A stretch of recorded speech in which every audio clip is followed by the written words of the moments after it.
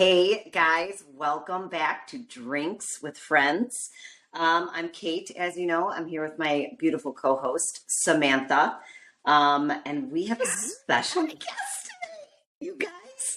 Yes, I am excited about this one. Pumped. You might know him from the Bourbon Whiskey Library. He's an executive bourbon steward, among other things. We're going to get into it all today. Ladies and gentlemen, we have Anthony Riccardi on the phone. Woo! I know him. You know him. I've seen him. What's up, Anthony? What's going on, ladies? Yeah. What's going on? Not much. It's a Tuesday night. Appreciate the invite tonight. Hey, Well, we appreciate, we like friends to drink with. and we just appreciate you accepting our invite. Please. One thing you'll learn about me is I hardly ever say no. So. It's a curse and a good thing all in one, you know? It is. Is that a compliment to us, or is it more of like a pity? Like, oh, geez, these drunk girls. Yeah. No, that was definitely a compliment. Appreciate Okay, I'm that. joking. Appreciate that. What are you guys drinking tonight? Anthony, let's start with you. What do you got in that glass? So I started, I have a really hard time with not drinking samples that people give me. Okay. So I have a collection of samples that probably is about 120 deep right now. And I feel so bad for people that actually send me all this stuff. I tell them not to because of, I have so much going on every single day. I drink every single day, just sips every here, now and again. But I found this one sitting in my bunker, and it is a Sazerac 18 year. So I figured, why not go big with you ladies? Yes. So Cheers. that's what I'm starting with. I liked it. We got special. I felt like that was like a special treatment drink. It is absolutely, and it's not disappointing. I'll tell you that much. I like that too. Sam, what do you got in your cup? Well, I'm trying to get ready for St. Patrick's Day, so I like Irish whiskey, so I'm doing some Quiet Man. I don't know if you guys have had this before. I haven't. Have you had it? Yeah, oh my gosh, this bottle's $35. It's awesome. I'm starting really to get into Irish whiskey, so this one is like my go-to if I just want like a little sipper. And you're right, St. Patrick's Day. Yeah, and at $35, you can't go wrong there. No. Especially if you enjoy it. I know. I love that price point. If it's good, you're like, yes. You feel like you stole something, like it's a secret. You know. And if it's not good, you don't feel so bad about, putting in the back of the cabinet or bringing it out to your guests that do not really appreciate stuff. You're like, try this. Making a cocktail. I do that for my dad because he likes brown booze, and God bless him, but he'll drink some stuff that I wouldn't prefer, and I'm going to try not to knock a particular brand. And he'll come over and be like, oh, you got something for me? And I know my dad does like a 6-finger pour. So I'll go get him. And I'm not shitting you. He'll pour it to the top. And I'm like, Steven, what are you doing? So I bring him up the stuff that was maybe gifted to me. Someone's like, oh, I got you bourbon. Because, I got him a bottle of Taylor for Christmas, and he just didn't even know what it was, and which is totally fine. I was so excited about gifting it to him. And he just drank it gone and went on to the next, bottle of Dickel. I was like, Dad, I just can't. The next bottle of Dickel. I love it. Don't knock Dickel either. I mean, that's, Right. There's some good Dickel out there. Well, I don't think I've ever had a good Dickel before, so you may need to enlighten us on here. Oh my goodness. I need some good Dickel. Damn, I need some good Dickel. You've had some Dickel before. That's not how you say it in Polish, ma'am. So no. So I had to. There it is. You told me to expect the unexpected, and we're already there. So yeah, thank you. I'm trying not to be too inappropriate. If we're gonna drink with each other this nice evening, we got to have a little fun and cut loose. So absolutely, we do. 100%. We do. That's what it's all about, right? I mean, sharing the memories, sharing the fun. Everyone's smiling. It's true. That's the way to go. That's the way to go. I totally agree. That's right. Especially once you get amongst your, brown booze peers, it's a different type of gathering. It really is. Like a few second feeling out process, and then you could just bam, sarcasm, just laid on thick. Just let's go. And I mean, we're all Italian here, so who we kidding? Yeah, I mean it's in our nature, it's in our blood. It is. right? Hands are going to start flying pretty soon. We're going to start Yeah. sitting and maybe singing a song. So be ready. You said easy on the cursing, so I'll just do it in Italian. Yeah. You know, Touche, me too. Oh, I mean, I did own a cat named Vafangul, so I mean, you should have heard my mother calling for him whenever he was outside. You know, she was like, she's like, forgive me, Father. I'm calling my cat Vafangul. Vafangul, come here. Did she really name her cat that? I really did. Oh my God. Yeah. Oh my God. I tell you my other cat's name that I used to have too, but that's another topic for another day. That sounds juicy and interesting, though. It does. It's also Italian as well. So, well, again, off the record, I'll tell you Perfect. guys When we that. hang up, I want to know. Yep. I have some guests. Of course. That poor cat. Okay. But anyway, that makes me chuckle. It really does. But so I'm just going to start just with, because I'm super curious. When I look at your Instagram, Anthony, holy moly, I am super jealous of your collection. I'm like trying to count bottles. I'm like, how did this collection come about? Like, when did it go from like a hobby, you like to drink bourbon, into that beast behind you? Good question. I like to tell everybody my whiskey journey started when I was a very young child, when I was teething. And my mother gave me a thimble of Jack Daniels to ease the pain while I was teething. So I had a taste of whiskey very early on, and I've never looked back since. That's what I like to tell people. But in all reality, I mean, I've been a Jack Daniels fan and ambassador, Tennessee Squire for quite a while now. My father was a Tennessee Squire as well, so we have Jack Daniels kind of running through the blood. And that's really what got me started in the whiskey journey. I also went to Scotch and things like that. This is while I was living in California. Moved to North Carolina in 2018, and that's really when everything kind of blossomed. I moved here with maybe 50 bottles, 50 bottles, right, from California. And I am over 1,050 at the moment. So okay, I've amassed over, I've amassed over 1,000 bottles. They are not all behind me. There are some that are on the side of me. There are some that are in my coat closet that is no longer a coat closet, that is now a bunker. There's some behind drapes and cubby holes, and we have a lot of storage here. So let's just put it that way. So you bought a house for your whiskey collection. We bought a house for the whiskey, and we bought extra rooms for the guests that love whiskey. So, you know, one of those types of things. Yeah, well, come on down. Come on, or actually come on up, right? You're in Florida. So come on up. I'd be down. I'd be coming on down. You be coming down. Come on, let's 1,000. We got some good Italian spots over here. And I'll fucking cook if it comes to that too. I'll make sauce. I mean, as long as you got 8 hours for, you know, on a Sunday. Let's bring it on. Go. I grow my own tomatoes for sauce, so she does a lot of cooking. So yes, and I can do the entertainment. I can sing and dance. I can fall down and do like grass angels. I do lots of weird stuff. You and I will provide a lot of entertainment, I'm sure. Okay. Listen, don't threaten me, because I have best friends that live in Charlotte, so we go up there kind of often. So if you don't mind, me and a crew of crazy kids and a fun big Polak husband, let's do it. Come on down. You guys are more than invited. You guys are ready for it. Now, Southern hospitality, they call it, right? I'm learning all about this. I definitely won't say bless your heart. I learned about that too. Yeah, that's not nice. That's not nice. No. Something so nice isn't so nice. No. You know, like, it means like if you kind of like fuck up or like you're an idiot, you're like, oh, bless your heart. So it's like oh, you're an idiot. Yeah. Yes. That's like a church lady thing. That's like when somebody flies past me only to get to a red light faster than me, and I just look at them and I just start clapping. You know, it's kind of the same thing, right? It's just without saying anything. Touche. It's true. Yeah. Good job. Bless your heart. That's what I do. I do the little golf clap, you know, like, congratulations, you made it, you win. I'll have your trophy, you know, laminated and sent to you. Yeah. Wait. So I smile at people. I'll smile at them. You know, swear under my breath because my kid's always in my car. So I'm like, where I think you're going? And I'm like, well, I got a lot of New York roots in my family. I was the only one of my siblings that was born in California, but I always tell everybody I was conceived in New York, so I still got that New York blood. My mother smoked and drank while she was delivering me, so you know it was one of those things. The times have changed. Okay. So what part of California are you from? So I'm from Torrance, California, which is Southern California, Redondo Beach area, just south of LA, a beach city. I was Monkey is there. never more than a mile and a half away from the water. So kind of took that for granted where we live. But obviously it's California. I don't want to say too much. I don't want to get political on any shows, but you pay for the weather. Yep.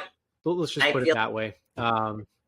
It's not Florida. It's not humid ever in California. So you're usually at around 70, 72 degrees, even on a cloudy day.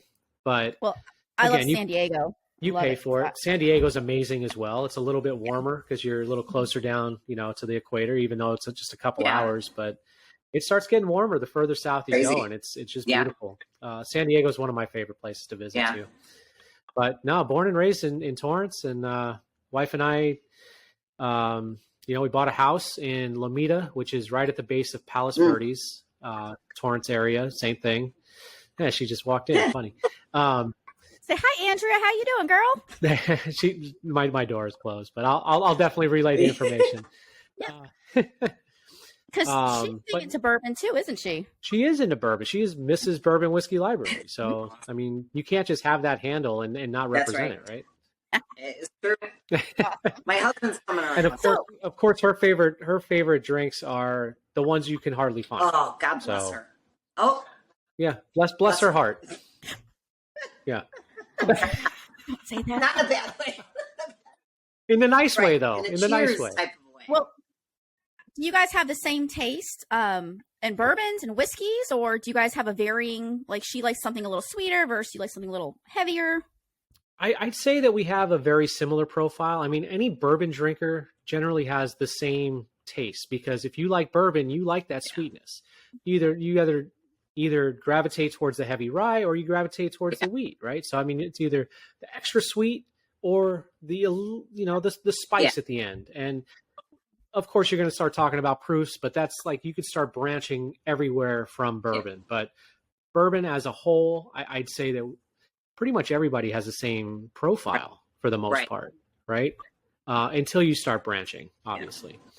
But no, hers, I mean, she likes around the 100 proof, 90 to 110, I think would be her kind of sweet spot.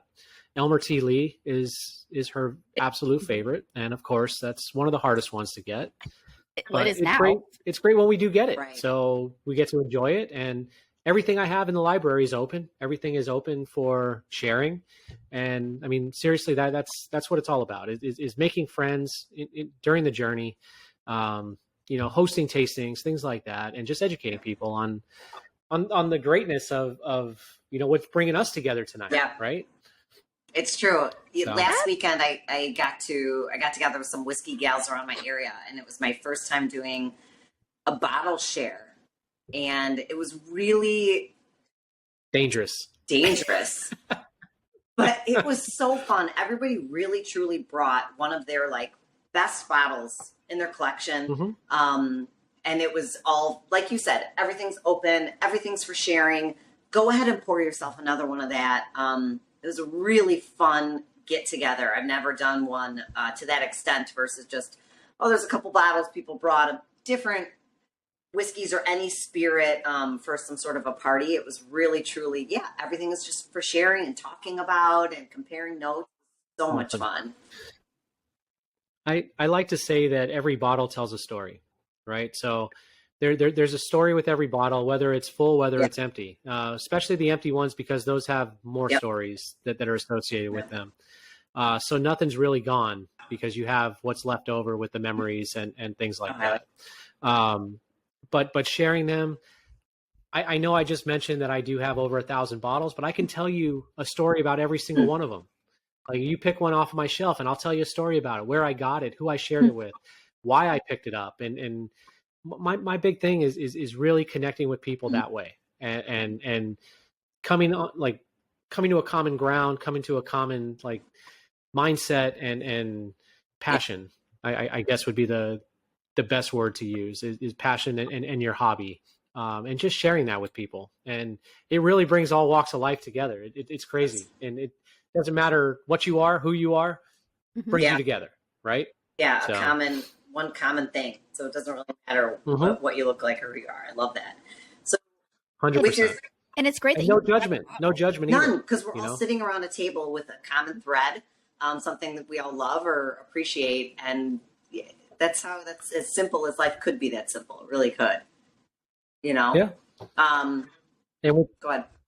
sorry, I was just going to say, with taste being so subjective, there really is no room for judgment Right. in what we do and what we taste and what we feel, right? So, And it's fun too when you're sitting around and everyone's tasting the same thing, and everybody might have a slightly different note.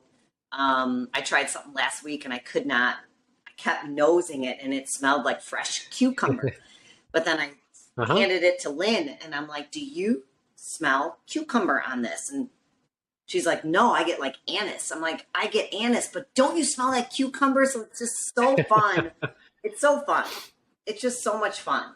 Hence, drinks with friends. there you go. So I have a question. So I have a story about every bottle, 1,000 bottles. Mm-hmm.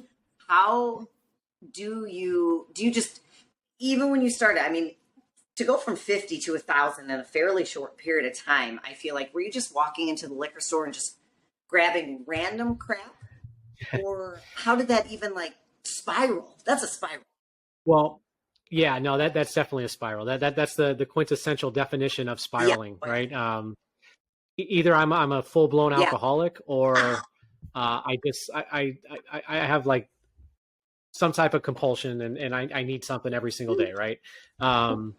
No, and I would never call any of it crap. Some whiskey isn't good, but that's to me. It might be good to somebody else. No, walking through a liquor store.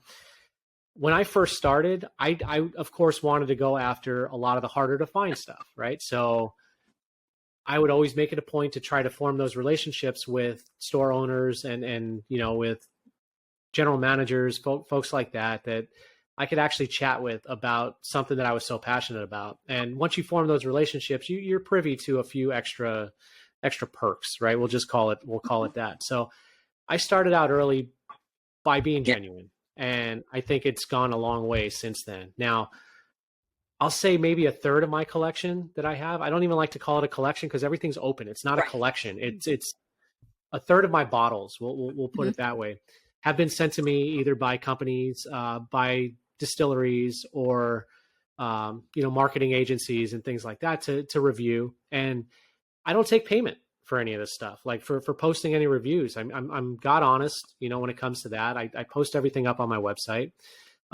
If it's an unfavorable review, I will reach out to them prior to posting anything, because I want to get their opinion. I want to get their feedback as to why they pushed this product out when, to me, it didn't feel like it was ready, or I'll give my 2 cents first. You actually give them feedback on how to correct it. Of course, constructive criticism. But I also don't want to shit on a brand either, because these folks whiskey sucks because it's a waiting game. And I understand this. I understand the business behind it.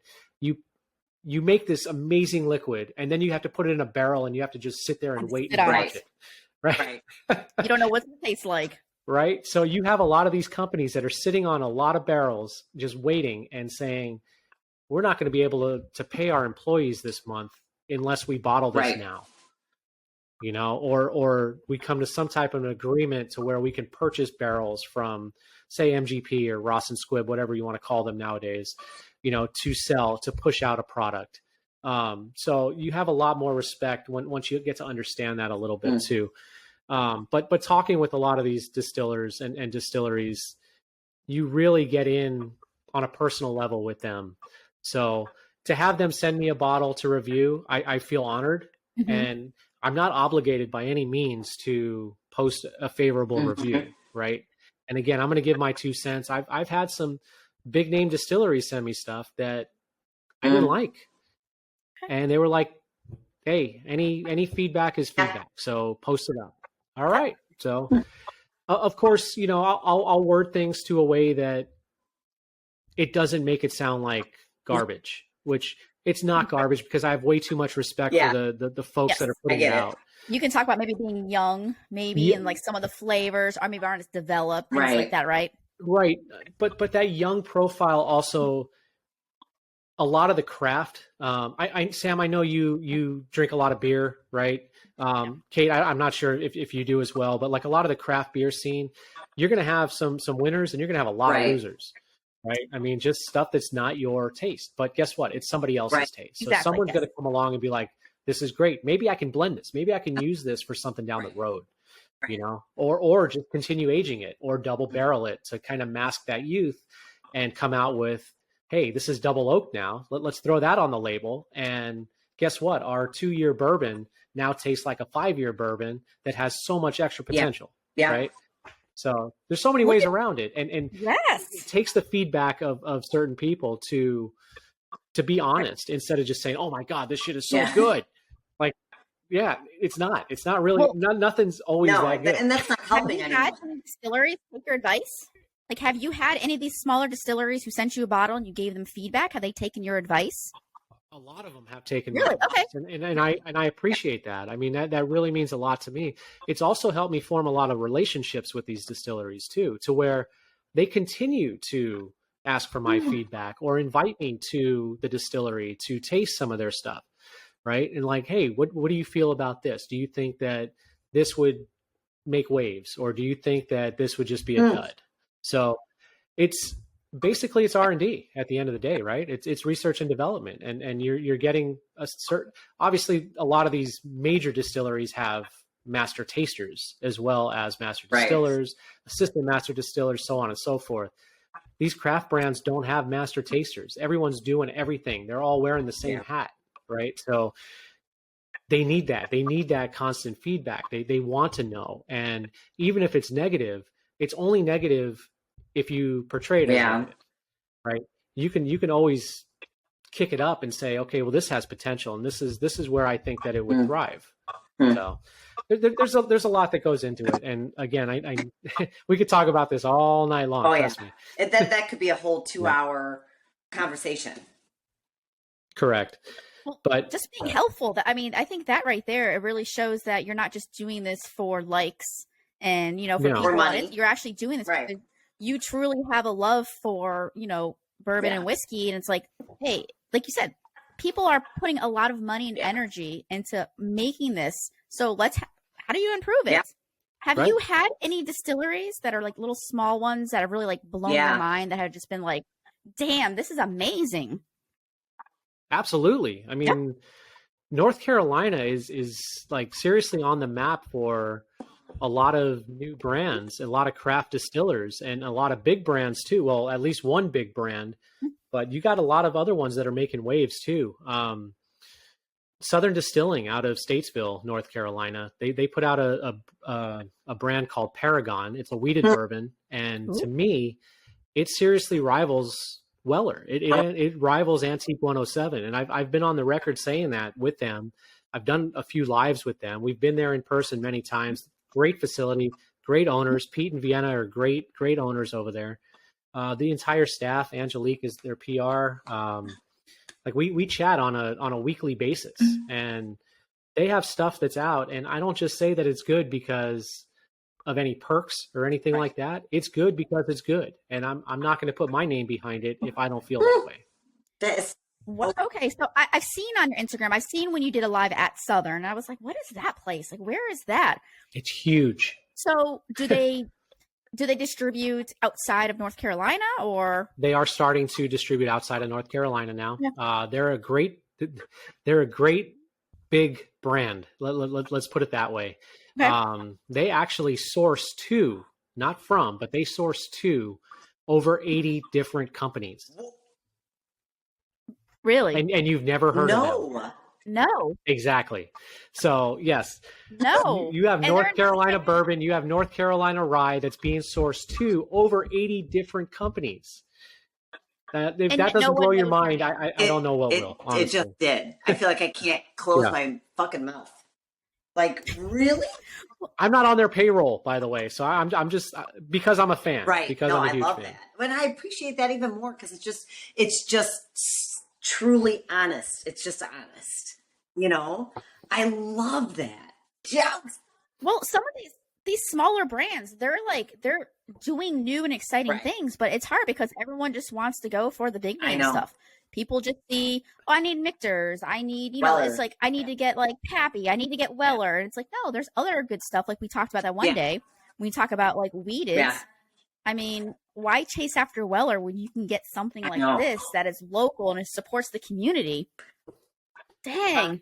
Remind me after we're all done, and I will send you guys some samples of what I'm sipping on with Southern Distilling. A couple North Carolina brands. We got Broad Branch is another one that's just putting out some amazing rye. They also have some bourbon. One of the first bottle in bond bourbons in North Carolina.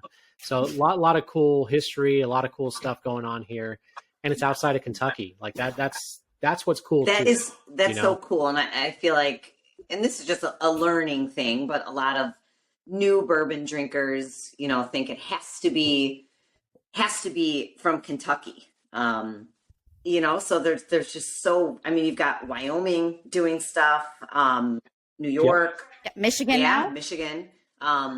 Michigan. California even. I mean, Nevada, Las Vegas. Well, yeah. MGP-ish. Well, I mean, they're MGP. taking a lot of it out of MGP. So I mean, even when I started getting into bourbon, my friend who kind of pushed me to go past the old fashioned and to just try drinking something neat. I asked him, like, well, what makes it, what do you mean? Like, how do I know if it's a good bourbon? He's like, well, if it's, and I'm thinking back on it now, and he likes it, but doesn't know a lot, which is fine. He's like, well, it has to be made in Kentucky. And now I know so much more. There's great bourbon coming out of everywhere. I have the Wyoming, the 10-year a sample too. I'm excited to try it. So Wyoming's doing some amazing things too. Right. And it's not just the whiskey makers, but it's the whiskey blenders too. You have to have a lot of respect for what they're blending and how they're blending. 100%. And you have a lot of women also in the blending department for whiskey, like big name women. Jackie Zykan, you got Nancy Fraley. I mean, you got some major players here that have their hands in a lot of amazing liquid that a lot of people don't realize, that they won't dig a little deeper and try to educate themselves or be educated, or open themselves up for the education. And I'm not one to be like, super feminist and women only. But it is cool to see some of these awesome women like Jackie Zykan really kind of curving this very male dominated industry. It just is. 100%. So cool. Shay Gammon also with Blue Run Spirits. I mean, she's amazing. She came from Wild Turkey, and she's working with Blue Run Spirits, right next to Jim Rutledge. I mean, former master distiller at Four Roses. I mean, how cool is that? She's right up there, man. She's right up there. That's amazing. And I tell everybody that comes over to my house, I host tastings. Like I that's my new business. So I started an LLC, the Bourbon Whiskey Library LLC, and I host tastings. And right now they're out of my home, so they're very intimate. They're up to 6 people that can come here to do the tastings. And I constantly tell these folks, every single group that comes through here, that women have much better palates than men. Huh. And a lot of men like take offense to that. And I'm like, please don't take offense to that. It's proven. It really is. I mean, I was really into wine. I'm still into wine, but my wife and I would go to a winery, and she'd be pulling these notes off of some of these varietals and different expressions. And I'm like, where are you getting that? Oh, there it is. Like, okay. And then you're like, yes. Yeah. Now I see. And it's not because she's influencing me on that, but it's like, what is this scent? What is this taste that I'm feeling? And she just nails it, like right off the bat. And I've noticed that with not just her, but with many, many women. So you know what? It's proven in my world, and I will definitely take women's advice when it comes to nosing, when it comes to palate, and of course other things. But we're talking about that right now. Everything. You're right all the time. Don't worry. Listen, I'm gonna message your wife right now. So you're right all the time. I have to say that's funny because my husband is always, I'll say like, can you smell it? Do you smell that? Do you smell this? And he's like, dude, your nose, like, no. My answer is always going to be no. I don't smell what you smell. I can smell the littlest. My husband's the same way. Yeah, my Yeah. husband's the same. He's like, "What do you smell?" Smell it I'm like, all. "Never mind. Just drink it and just enjoy All it." of it. Now, That was the now let me ask you Again, also. yeah, again with whiskey though, I mean, taste in general, it's so subjective that you can't say no, you don't smell that. right. Like no, that's not something you're picking up. No, it's a memory that's coming into your senses, and that's what you're pulling out. So if I get circus peanuts on something, I get circus peanuts on something. I surely hope that I'm not, Yeah. but if I get that, that's what I'm getting. Right. Right. They're relative. If you've never, I mean, this is a far stretch. Sam, we always talk about banana bread, but if your mother never made homemade banana bread on Sunday mornings and you have that smell and you remember it, you can't put that into this glass. My mom didn't bake. So you have no clue what that man, that smells like banana bread. You have no clue. Right. And it immediately takes you to your mother baking for you, sitting at the kitchen table, right? Or wherever you were, and just bringing up that memory. And a lot of people that do reviews incorporate that. And I'm one of those people that will incorporate a memory further than the tasting note, because everybody's got their own taste. Tasting notes are so subjective. Tasting notes can come and go as they please. I don't care about those. I care about the overall experience with whatever you're drinking. I care about those memories that are associated with it. Where does it take you back to? Does it take you back to high school where you had, I'm sorry, college, because nobody drank in high school, right? Take you back to college where you had way too much Old Number 7, and that's why you don't like Jack Daniels anymore, right? Does it take you to that party and you fell in the pool? One of those types of things. Like, that's what I want to hear about. I want to hear about these stories, because guess what? You're not just talking about the whiskey. You're talking about your entire journey. You're talking about your whole experience with it. So that's where you want to dig a little bit deeper, and that's where you want to find out more. And that's how you learn about people and how you become better friends too. Right? I love that. So, I grabbed these tastings of yours. I grabbed a sample. Of course, the name is going to escape me. One of my friends brought me a sample, and as soon as I took a sip of it, I was like, "Oh my God, I am sitting at the campfire roasting marshmallows." It tasted like all of that. I just could not get enough of it. It was clearly a double oaked or a toasted barrel or something along those lines, because that's exactly where my mind goes with those types of finishes as well. And that lately has been my craving. Like, I come down and I look at the bar and I'm like, where can I get that campfire? You know what I mean? I've been craving that lately. It's been my what I'm searching for. Now it's funny that you just mentioned that, because the sample that I just poured is a straight rye whiskey finished in Amburana wood. And with the Amburana wood, that creates like a graham cracker. And as soon as you said campfire, I'm like, s'mores. You're doing s'mores. Especially with rye whiskey, you get that chocolate note along with that, and it's like, holy shit! Like, just make me fat again, please. No, you are doing well on your keto diet that I've seen. I appreciate that. Did you get the keto flu at the beginning of it? I did not. I've done so many fad diets for I'm from California. Come on. I mean, I've done everything except for take pills. I've never taken any pills before, but cleanses. I won't even take an aspirin.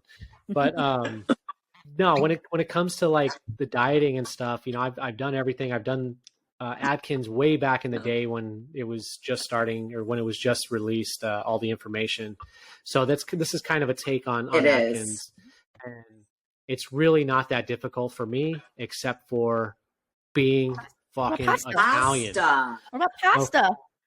How do you not have pasta? You can't have pasta on bread. Pasta, bread, just sitting at a table, going out to dinner, at a nice dinner, and they bring bread to you first with some olive oil, and it's like, what am I supposed to do? Do I just sit on my hands? I don't know what to do with my hands right now. Just lick the olive oil. I don't. Shit, just bring me another Diet Coke, damn it. Give me some carrot sticks, something. No carrots. Carrots are not on the diet. You can't have carrots on carrots. Slightly too high. Are they too starchy? Yeah, they're too starchy. Yeah, it's not like a green pepper or an asparagus. Because trust me, if it was, I'd be sautéing carrots in a whole stick of butter, okay? And because a stick of butter is okay on keto, but you can't have a carrot. Go figure. This is why. Oh, Maron. Maron. This is why Maron. Yeah. I can't do keto. I've done it for bodybuilding. Like we had to like throw in some keto for a second to kind of trick my body up, and I got the keto flu bad. I hear a lot of people get that, and it's hard because I mean it's a whole lifestyle change in a matter of like a day. A day, you know, like you cut out carbohydrates and your body's like, hello, like, right, eating so much fat, you know, it's mostly fat, then protein, right, and a lot of fiber, which don't forget the fiber. Dude, I didn't mind it though. I'm gonna pass on that one. Yeah. Well, I'm not gonna get into the whole fiber portion of it because you know that's just a shitty topic. We'll just put it that way. Listen, lots of fiber and a lot of protein. Yes, we know what that. We know what. But guess what? Guess what? On a happier note, this is part of keto, so it is not highly recommended that you drink a lot, but there are no carbohydrates in whiskey, so more power to us. I know. God bless. Unlike my beer, it's diet friendly. Instead. All diets. Hey, that's what I tell everybody. I lost 60 pounds drinking whiskey. Come on. And people ask me all the time. They're like, "How do you look so good?" And I'm like, "Well, it's steak and whiskey." Hell yeah! Hell yeah! Oh. Well, I need to get on that train because I'm still eating pasta and bread and. Oh, stop it, Sam! You look perfect. Yes. You're living the life, Sam. I mean, do it. I am. Do you? Well, you're eating pasta and bread. I mean, that's living the life for me. So I get to do that once a month. Yeah, no. I got lots of I do that once a month. I eat pasta. I eat pasta multiple times a week. Multiple times. Yeah. You make pasta. I do make pasta. I do. Yeah. And if I don't make it, I'm like really weird about like only buying pasta that's like, you know, slow dried, bronze styled. It makes from a Italy. huge It difference. makes a huge difference. The whiter the pasta is, the more, you know, artisanal it was made, the more true it was made. Nice word. I love like it. A true paisan. I'm a weird food geek. I'm like, I geek out about things. Like when I like got into food, I geeked out. Same with bourbon. Like I didn't just start drinking bourbon. I read every book I could find about bourbon. Like I wanted to learn about it, you know? I geek out about stuff. And then it's, you know. You have a passion. You have something that interests you. So why not geek out over it? Why not spend your time and learning about it? Again, educating yourself is one of the most important things that you can do, because guess what? After you educate yourself, you can start showing other people. You can start teaching other people exactly what you've learned and your experiences. And again, that's a great way to meet people. That's a great way to share in a passion. That's a great way to, you know, form these types of relationships that a lot of people are stuck behind a camera so much and stuck behind their phones so much these days, to where we can go out, we can go to a bar, we can go to a nice establishment. It doesn't have to be a bar, but we can go like eat somewhere together and share in these experiences, not just whiskey, not just, you know, alcohol, but even food. You know, I'm definitely a foodie. I love to eat. Don't get me wrong. I just eat a lot less of the carbohydrates these days, which sucks. It's okay. It's okay. I can smoke you some meats. It's fine. Well, I love smoking and I love meat. So yeah, let's go. You do love smoking. I was going to ask you about cigar pairings with whiskey. Yeah. How did that come about? Is it you have a love for cigars? Like how do you pick a cigar that goes perfectly with a whiskey? It's very rare that you find a pairing that does not fit. Okay. Now, again, just like we were talking about with whiskey earlier, there are some brands out there that just aren't top notch, right? They're just not up to par with expectations. Okay. Now, pair that not so good whiskey with a higher level cigar, and you might be onto something. That's just like saying, "No, I'll just put it in a cocktail." No, you know what? Try that with a medium body cigar or a heavy cigar if it's a lower proof whiskey, right? Pair it with something heavy and see how those flavors interact with each other, because I can promise you're going to have a whole different experience with it. Okay, so Right? a cigar can elevate the flavor of whiskey? 100%. Everything Okay, is your taste. I know nothing Everything about is your cigars. taste. You're Okay. talking about your side palate. You're talking about the back of your palate. I mean, you're talking about bringing smoke into the equation. Mhm. And as you were saying, you love smoking meats, right? So Yeah. when you smoke meats, that's a whole different flavor than when you just throw it on a grill or flash fry it, throw in the right? oven. Yeah. It's completely different. Like you have a whole different experience with it. So Gotcha. take that That's, into, that's a take that good into, analogy. right? Yes. Right? Yes. Well, it was your analogy. It was your analogy. So thank you. I always thought to myself, why do I see all these guys, and my cousin included? Gosh, you need to meet my cousin. He's a paisan in Connecticut, but cigars and whiskey, and he pairs different cigars with different sweetnesses and different like ryes and different proofs. And I'm like, 100%. is there really something to it that I'm Yeah. missing? And apparently there is. Yes, there is. and enjoying a cigar on its own is fantastic. Enjoying a whiskey on its own is fantastic. But when you pair them, you really create something special. You create something that chances are a lot of folks probably haven't paired together because there's so many varieties of both out there. So the chances of two coming together without you influencing them, right? Without saying, oh, you need to pair this with this and seriously check out these flavors. Because it certainly enhances the entire experience for both, for the cigar and for the whiskey. Listen, I'm going to try it because we actually have here in Gainesville, Florida, we have a cigar bar. So when one of my Cigars friends, are popular in Florida. Sorry. yeah, cigar bars are popular in Florida. It's in Gainesville, Florida.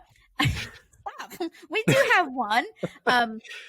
So I don't know if you guys know Nadia, a girl tasting whiskey. She came over with her husband from Australia, helped get her tickets to Disney. She came to Gainesville. We went out, and I'm like, hey, let's go to the cigar bar. And I remember going up to one of the guys that worked there, and I was like, wait, what's something good for me who's never had a cigar? He gave me a very sweet cigar. Like, it was sweet on my lips. Mm-hmm. The smoke was sweet. And I was thought to myself, like, dang, I never knew that cigars can be sweet. Yeah. And her and I, we were just sitting there trying different cigars, and we were like, oh, my God, our minds were blown. We drank a lot of whiskey that night, too. Yeah, I'm sure. I have a good question for you because this is a cigar I've had sitting on my bar, and I want to well, if you even know what it is, but what could I pair it with? So it's a test. I hope it hasn't been sitting on your bar for too long because humidity plays a huge part in cigars. What was that? Can you show it one more time, Kate? Because I can't quite pronounce it. Spell it. What are the letters? PVNISHER.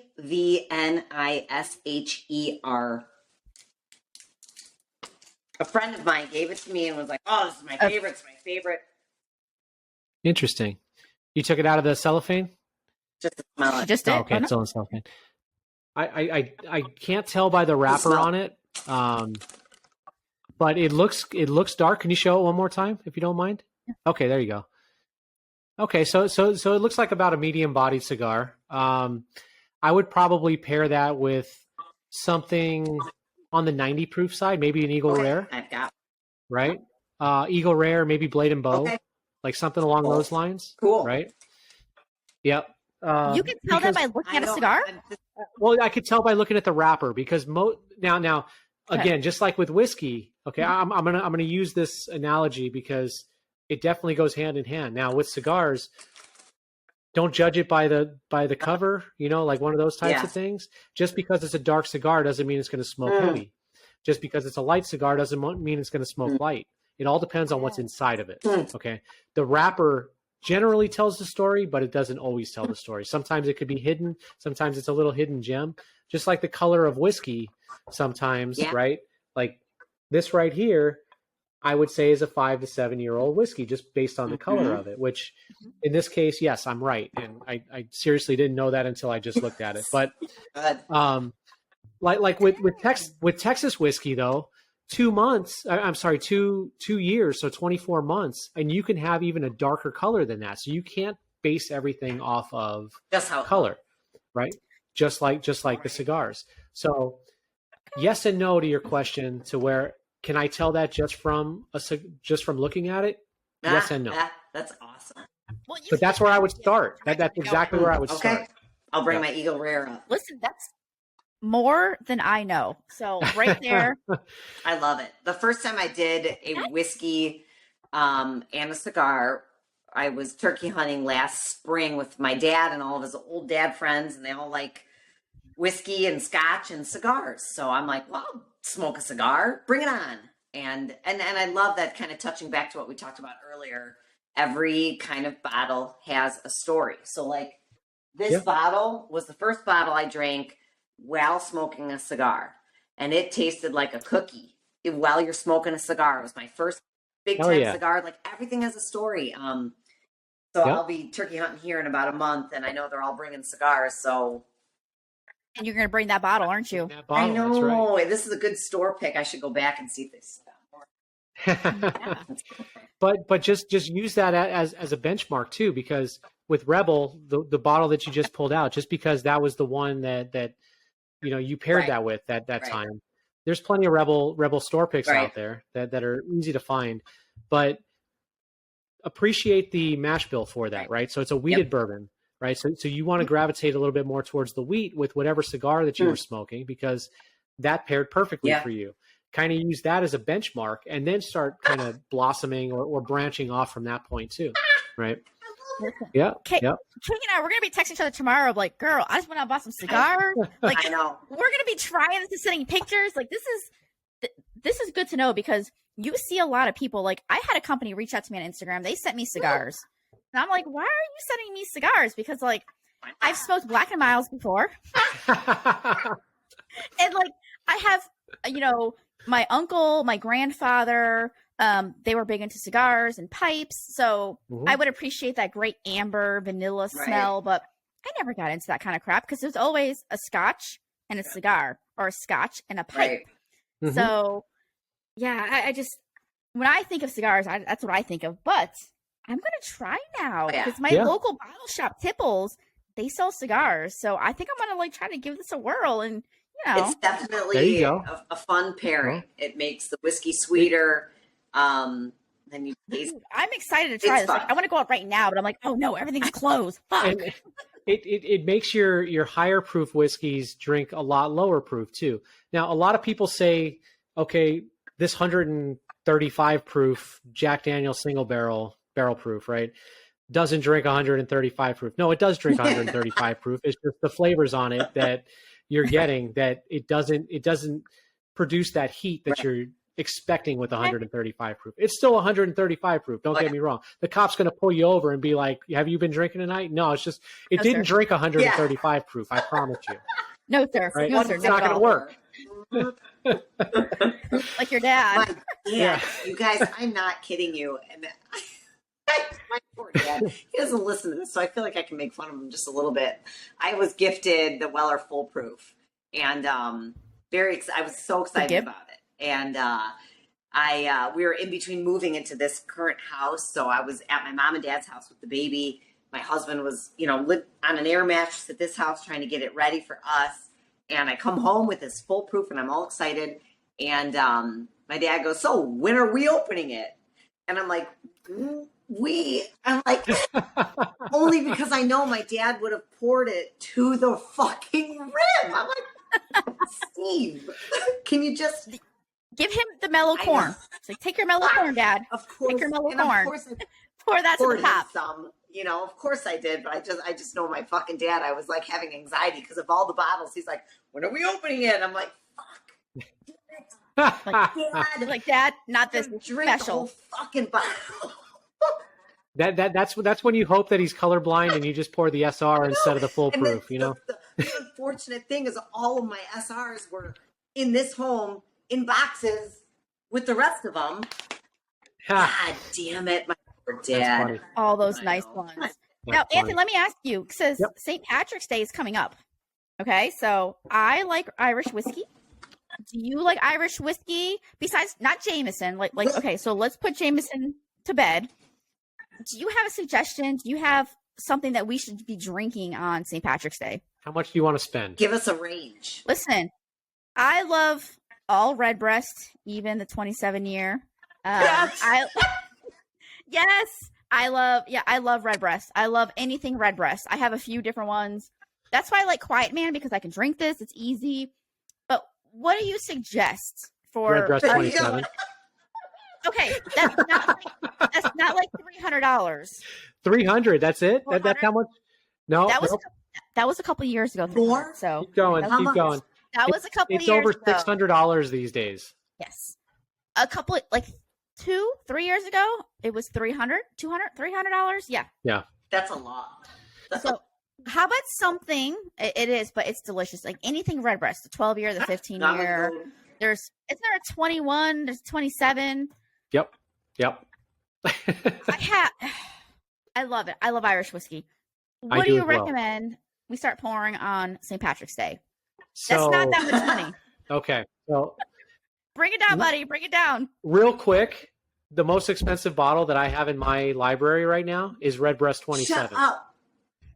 Can we just put that into perspective? It is expensive, but I tried it one time, and oh my god, I was just like, I would drink this Out of every day of my 1,000 life. bottles.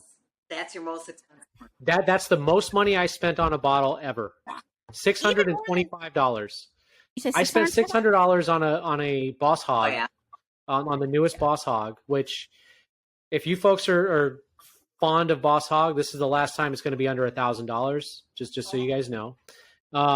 Yeah, but no, Redbreast 27 is. I need to find another one because I have this much left. Because that's usually a dessert pour for my wife and I. She loves it too. The flavors that you get off of that. Now, I'm sorry, I'm eluding the question, but I had to throw that out there real quick. If you're looking to spend about $120, it's funny because I just picked this up from the ABC store today. Oh, gold spots. This is the Gold Spot 9-year. This is definitely one worth picking up. About $120. I paid $119.99 plus tax for it. So North is that Carolina better is a than Blue controlled Spot? state. What's that? Is that better than Blue Spot? I haven't had Gold Spot. I that's haven't seen it. subjective. Now, Blue Spot is a 7-year Mhm. cask strength. Okay. I love the extra proof, but I am not a proof whore. I'm a flavor whore. Okay. I don't care if the proof is 80 proof. I don't care if the proof is 140 proof. If it tastes good, I want it. Yeah. Okay. I'm gonna look for that. I'm gonna look for that because I have not seen Gold Spot. But Gold Spot is definitely one. This is a backup to the bottle that I have. I just saw it sitting on the shelf. So yeah, this is I know my light It's is bright. messing everything up, but there So- you go. It was just there. So okay, because I know some of these like red spot, green spot, yellow spot. Yep. I mean, I've seen blue spots. I've seen a few of those out in the wild. Is Gold Spot something that kind of? I mean, I'm gonna look for it tomorrow. It's a Don't get me special wrong. one. It's a special one. It's the 135th anniversary. It's a limited edition. You could find green spot all over the place. You could find Yes. sometimes you could find the yellow spot. The red spot's a little harder because it's 15 years. Yeah. So it's a little I've bit seen older. It's going to cost you a little Yeah. bit more. But when it comes to Irish whiskey, like you said, Redbreast is fantastic. I need to go. It is. I'm a huge fan of Redbreast. I love the Kentucky Oak Redbreast. It's non-age stated, but it's Kate, it's you got need a to try I nice. do. It brings you home when it comes to that bourbon flavor too. You know, to kind of it's a single malt, but you know you're still kind of fiddling with that Kentucky flair, Yeah. right? Yeah. So you still got a little bit of that bourbon influence on there. Hey, I just wrote this down because my husband works at Publix, which you have Publix, Anthony. Now We do, up in but North we Carolina. don't sell any liquor there. So in North Carolina they don't, but here in Florida, a few of the Publixes do have a liquor store. That's where I've gotten my like BTAC collection. That's where I got my Michter's 10-year, things like that. Yeah. But they do have Same up by me. well, listen, not anymore because last time I bought a Pappy 12 and 15-year, and the guy's like, I can't sell you all this stuff anymore. And I'm like, no, yes you can, dude. Listen, that's a whole another story. But they do get a lot of Irish whiskey, and they keep it in a glass cabinet. So I'm going to look for Gold Spot because if not, Publix will order for you. Okay. Get it? Yes. Okay. Not in North Nice. Carolina. So if you need anything, give me a holler because my hubby, he's a butcher. Oh, With our liquor specialist. I'm Yeah, hollering. are you hollering at me? Say That's the holler. Say hello. Okay, listen, I'm gonna look for this because I feel like sometimes I get. I hear you. All from North Carolina. I mean, I feel sometimes I get lost in different bourbons when I try a whole bunch. That's why I like to go to Irish whiskey. I like to drink Scotch, which I don't post a lot of, but I like Scotch that's not super. I need to get into Scotch. I lean towards Macallan's. I lean towards Compass Box. Not all Compass Box if you don't like peat. Yeah. Well, no, like the Spaniard is fantastic. Spice Tree. Yeah, no, What's not that? You spilled something. I did. I spilled my. I'm wiping it up right now. Well, grab something else. Jesus. No, I trust me. I come prepared. Don't worry. I know. So, Anthony, what do you think of this color? It's the color of a really hydrated pea, but what do you think of this color? It looks like corn. It's not, though. It's Irish whiskey. It's a nice golden color. So you can't judge Irish whiskey by the color. Again, like it's one of those things. Straw color is This good. is a color. That's a color right there. Well, that's a color for bourbon, but not for Irish. It is. You are fucking good. It's their. That was Anthony, we love you. The Rye Money. I love it. Listen, we love you. So I need to ask you something before we get off. Please. Like, tell us something funny and weird and crazy about yourself that we would not get from Instagram. Let's hear that. Like that. Oh, that you would not get from my Instagram. I'm trying to incorporate a little bit more like personal life in my Instagram because I feel like there's more of a connection that way. I agree. Right? There is. You kind of want to see the human behind the account. And I'm trying to put myself out there a little bit more, even though I do a live show every week, but that's okay. Right. I mean, not everybody watches. I do. Me do. Thank you. Something funny, huh? Or just something random about yourself, because I mean, you are Italian, so therefore you get like extra bonus points. Yeah, well, I mean that goes without saying. I mean, you don't have to boost my ego. I appreciate that though. Your wife seems really cool because like she DMs me like some scandalous pictures every now and then. She's aight. She's my rock. Don't let me mislead you. She's my rock. She really is. That's awesome. No, seriously, without her, I wouldn't have what I have behind me. Aww. Because I was able to retire and I was able to pursue my passion. So, and she has your passion. She shares it. She shares the passion too. Yes. Absolutely. And I bring her anywhere that I'm going if I can. You know, if she's able to make it, she comes with me. So we are definitely in this together, and it's a 1-2 punch. But I don't know, something funny or something random about me. How about this? Tell us a funny story that something has happened when you were a little inebriated, a little intoxicated. You've been a little too bourbon happy. Something's happened, something kind of funny, because we always say on this show that every pour has a story. Every pour does have a story. Give us a really funny pour story. I mean, like I can give you a buttload of funny stories that I do. I mean, I don't know if they're funny, embarrassing. That a buttload actually is a unit of measure. It is, because it's so many that my husband just kind of like he's not down with my listen. I used to use that in the lab. Buttload. I used to use buttload in the lab. So. Look at the sign. There you go. Maybe prone to shenanigans and malarkey. And my husband's like, this is so mean.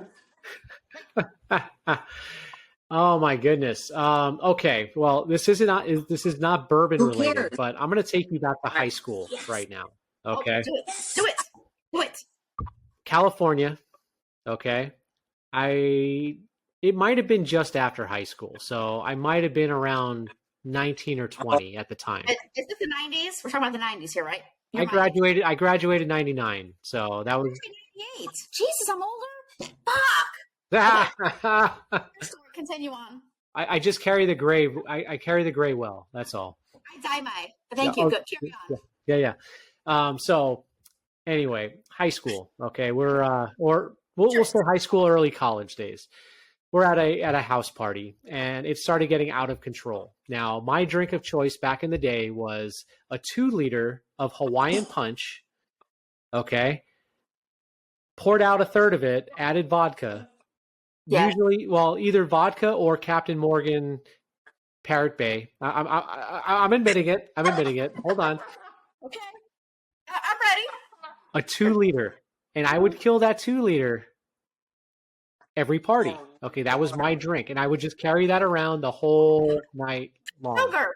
Oh my God. Sugar wasn't an issue. I played football. I played hockey. You know, like that was metabolism back then was just insane. And I wish I had that same metabolism these days. No. Yeah. But that's a whole other story. Anyway, there was this party that just got out of control. I mean, beyond out of control. People were showing up from the wrong side of the tracks. They were showing up from the wrong side of the city. I mean, it was bad. Like we had probably 120 people it was actually Andrea's cousin's house. Okay. This is before we were married. I mean, we weren't even dating then. We just knew each other. So it was at her cousin's house. And again, it spiraled. The true definition of spiraling. People, yeah, it was a party. It was a house party. Cops were not called yet, but they were about to be. It just so happened that her uncle was a Torrance police officer. So it was one of those things that we did not want to get caught with anything because he was on duty that night. And that's why we were having a party. This is good. I'm ready. Give us me. So a friend of mine who now lives in Nevada, who I just visited last week or 2 weeks ago for my hockey tournament, he and I decided that we were going to clear this party out, and there was only one way to do it, and that was to go streaking through the party. Okay. Yes, I like it. Yeah. I'm glad you liked it because nobody else did. So my wife liked it apparently. Well, let me tell you right now. There's a picture of my buddy Tony and myself, both of us with bleach blonde tips. Of course. And I did not have my beard. All I had was my my flavor saver here. Okay. And your lady strip. What do you call it? Yeah, whatever you want to call it. Saver? Sure. And yes, that was dyed or that was bleach blonde also. Oh, okay. Dude. Weird tips. So just bleach tips. Yeah. I had the bleach tips. I mean, this was M&M days. So I mean, yeah. My husband did the same thing, so it's okay. I appreciate this. Slim Shady in the house. Well, we started in the garage and we stripped down to our socks. Okay. Nice. And I still remember the same shoes. Again, every bottle tells a story. Every pair of shoes tells a story too, because my was in my my etnies. Okay. So that was all that was covering me was my one shoe. And my buddy Tony had my other shoe. We decided we were going to go streak through the party and clear everybody out. That was the only way to do it. Like just to make people think that this party was weird and we need to get out of here. Okay. As we were running through the backyard into the house, I tripped. I was in front. I tripped on the threshold of the sliding door, fell face down. Well, Tony was running right behind me and he tripped and fell over the threshold as well, right on top of me. Naked. Oh yeah, naked. No shoes, just socks. Just socks. Yeah. So, needless to say, the party cleared out, and we were a little red in the face. Your best friend. One of my best friends. Yes. We became very good friends after that. And if he fell on you, in motorcycle terms, we call that butt to nut. If he fell on you, you know, you asked for a fun story. That was one of our stories. That I like this. I'm laughing. I can't help this. This is like someone falls naked on top of you. I mean, like this is and seriously, like no gay comments or anything like that. Like nothing along those lines. Had nothing to do with any of that. It was just the whole situation. Like if YouTube existed then, we would have went viral. I promise you. Oh yeah. Because it's a good thing social media wasn't a present force. MySpace was around, but it took 17 years to load a video. So I mean, MySpace, you could only have like a couple pictures. I mean, no, MySpace didn't really count. Wait. So you are fortunate, and I am fortunate as well, Anthony, that I was young in the MySpace era. Same. Wait, how old are you, Anthony? Yeah. I'm going to be 42 on the 27th. I'm So- the oldest But we're- bitch. I'm We're 42. all around the same age, so there was no Facebook. MySpace was just thinking about things. You lived in the moment. You lived in the moment Yeah. every single time. If you took a picture with a disposable Yes. camera, that was life Click, for click, you click, back click, then. click. Yeah, yeah. I had my Canon that I would take with me, and my friend did also. So we would take pictures, but then you had to get them developed. So Right. it's a whole different era. I wish Right? things I did lots of stupid stuff, lots of dancing on bar tops, and been there. I wish things could listen, slow down that way. Andy Dick, so trust me, I've done stupid shit. Well, that was just one of the stories I just felt compelled to tell you guys because we're having fun and we were having fun that night. Well, needless to say, we sobered up real quick. So Well, yeah, if you fell first and his, Schwanzfugger came right down on your tuchus, you yep. sober up real quick. Took us. Yeah, took us. Yeah. So, on that note, Anthony, thank you for coming on the show. Thanks for just sharing your knowledge with us and your naked streaking stories. Because That's what you're going to take away from this? Is that story? I have forgotten everything else you said. I don't care about cigars, about blending. No. Naked running, and your sneakers and socks. Damn it. I should put that. Maybe I'll put that in the summary of our episode. You are awesome. So I am definitely going to hit you up. You are a wealth of You're knowledge. awesome. You are the real deal. You are not there for the likes. You're not there for the fame. You're there to teach and to educate and have a great time with people and share your bottles. And 100%. Yeah, I love that. So thank you for coming on with me and Kate. We love you. You're great. Tell Andrea we said hello. We love her too. And remember, every pour has a story, baby. Cheers. That's right. And mine poured out all over my table. So yeah. Cheers. Guys, happy St. Patrick's Day. Bye. Happy St. Patty's Day. Ciao.